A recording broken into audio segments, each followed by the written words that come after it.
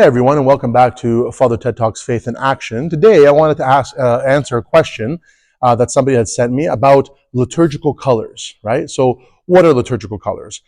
These are the colors or the coverings that we have in the church, right? So, the tablecloths that cover the holy altar or side chapels, or the kind of cloths or coverings that cover the icon stands in which we place icons to venerate, or the ribbons that we might hang in different parts of the church, or even the colors of the vestments that the priest will wear or the deacon will wear. So these are called the liturgical colors. Liturgy, of course, means the divine liturgy, or liturgical. Liturgical refers to any of the services that we are doing in the church. And of course, we use different colors in the church. And there's a reason why. So a lot of people, they come in and they say, Father, I walked in the church and everything is blue. Right? Why is everything blue? Or they might come in the church another time and they see everything is white, or everything is green, or everything is purple. And so they ask the question, Father, is there a reason why you're choosing to put out these specific colors at this specific time, right? And so to answer your question is, of course, yes, the colors, the liturgical colors that we use within the church have a meaning, right? And we have specific colors that are connected to specific feast cycles, or feast days, right? And so I'll kind of go through those right now.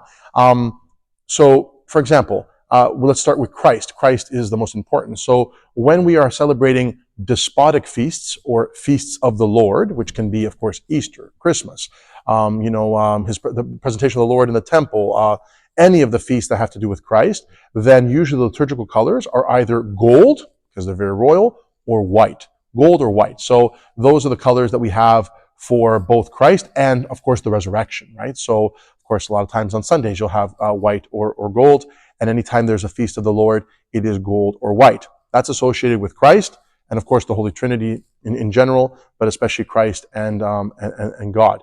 The second liturgical color that is very, very prominent is blue, right? You can see blue a lot in the church, and blue is specifically for the Virgin Mary. This is the color of the Virgin Mary. So anytime you see blue happening, for example, you will see it, we are now in September, but in August we had the great feast of the Dormition, the falling asleep of the Virgin Mary, and we had the Dormition fast, which was from August 1st to August 15th. And so you saw, and you might have noticed in your church, that the altar table was covered in blue. There were blue ribbons. There was an icon of the Virgin Mary in the middle of the solea on the platform in front of the altar, where we would do, the salutations to the Virgin Mary service, and everything was decked out in blue. So blue is usually always associated with the Virgin Mary. So gold for Christ, or white, or the resurrection, and blue is for the Virgin Mary. Another color that is very prevalent is red.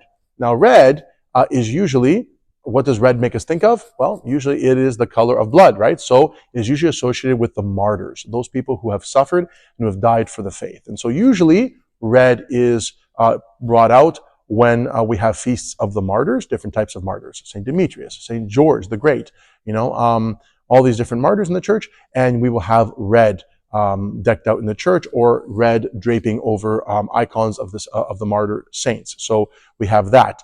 Another color is, and not so common, because a lot of churches for some reason don't have these coverings, is green, right? Like even here at Prophet Elias, we do not have, we haven't been able to afford to buy yet green coverings for the whole church, but green is usually associated with the Holy Spirit and also with the Holy Cross. And so you will see that when it is the Feast of the Holy Cross, for example, September 14th coming up very soon, or Feast of the Holy Spirit, for example, on Monday after Pentecost, usually it is the green color that comes out. Also, strangely enough, green is also associated with monastic saints, right? Saints who lived in monasteries and who lived the monastic life. And so green is associated with those things, monastics, and with the Holy Cross, and with the Holy Spirit.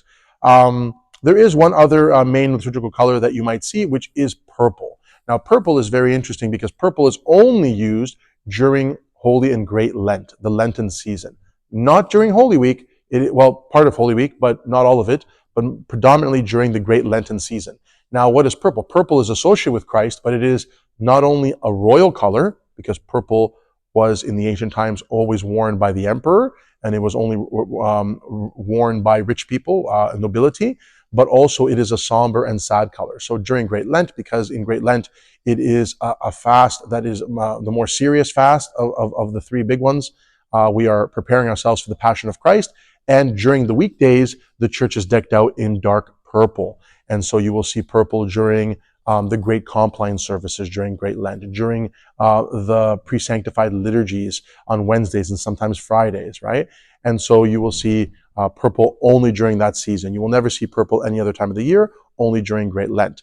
Interestingly enough, although a lot of churches kind of just leave the purple on even during the weekends of Great Lent, on the weekends, technically, the colors should change back to white or gold because Sunday is always the exception. Sunday is always the resurrection, even within Great Lent, right? And so Sunday, we should always be having white. A lot of times, churches will leave the purple on, or at least some semblance of the purple, just to kind of remind people that they are in the Great Lenten season. But Sunday is always the resurrectional day. Also, if you notice, at least in the Greek Orthodox tradition, during Great Lent, on Fridays, we have the Salutations of the Virgin Mary, which is a separate service, part of a separate cycle. That is for the Annunciation Feast, which is on March 25th, which happens to fall within Great Lent, but it is a happy feast. It is the Annunciation of Archangel Gabriel telling the Virgin Mary that she will give birth to Christ. And so that is a happy feast that is kind of embedded within the cycle of Great Lent. So you'll notice in a lot of churches, you have purple all week from Monday all the way to Friday, but on Friday night, there will be blue brought out, at least on the icon stand for the Virgin Mary, and the priest will not wear purple for that service, but he'll wear blue because that is part of a different cycle that is overlapping on top of the purple Lenten cycle. And so you see like all these liturgical colors, they come into play where you have purple as part of the overarching Great Lenten theme, but then on Fridays you have the salutations to the Virgin Mary, where things are blue, and then on Sundays it's the resurrection. We have things that are gold or white, and so you see that the liturgical colors are there not to make things complex or to confuse us, but to make things simple. Especially if you think about in more ancient times, in the Byzantine Empire and medieval times, where people were not as literate as they are now. Just like icons were very visual forms of theology, you could walk into a church and just see the pictures in the church and you could know the theology of the church, what's going on from the Bible, just visually. In the same way, these colors, these liturgical colors, are visual cues for people. So when they walk in the church, they may not know what feast day it is, but if they say blue, they could figure out that it's probably a feast of the Virgin Mary. Or if they see red, it's probably a feast of the martyrs. Or if they see gold, it's probably a Sunday or a despotic feast of the Lord. So it's a very, very easy way to pick up on these things. And the priest is supposed to be wearing vestments that match the liturgical colors of the church so that there's uniformity, right? So if there's green on the altar table and on the icon stands, the priest should be wearing green. If there's blue, the same thing. Now, as I said before, sometimes maybe the priest doesn't have green vestments, or maybe he doesn't have blue vestments. Maybe he doesn't have a wide variety of different vestments, so he wears what he can, or the default a lot of times is gold, right, for Christ. But when you do have all the liturgical colors, you should use them to the best of your ability. Anyways, so again, just as a quick recap, gold for Christ for despotic feasts, blue for the Virgin Mary, red for the martyrs, green for the Holy Spirit and the monastic saints and the cross, and purple during the Lenten season. These are kind of the main liturgical colors that you will see. You won't see any other liturgical colors within the Orthodox Church, and these are kind of like what we use. As a quick aside, sometimes in the Russian Orthodox tradition, during Great Lent, you might also even see black. Black is an extension of the purple. It's part of that same family, and it's only during Great Lent or during Holy Week. But that is an exception to the rule. Usually the more ancient tradition is not black, but rather it is purple for that somber period.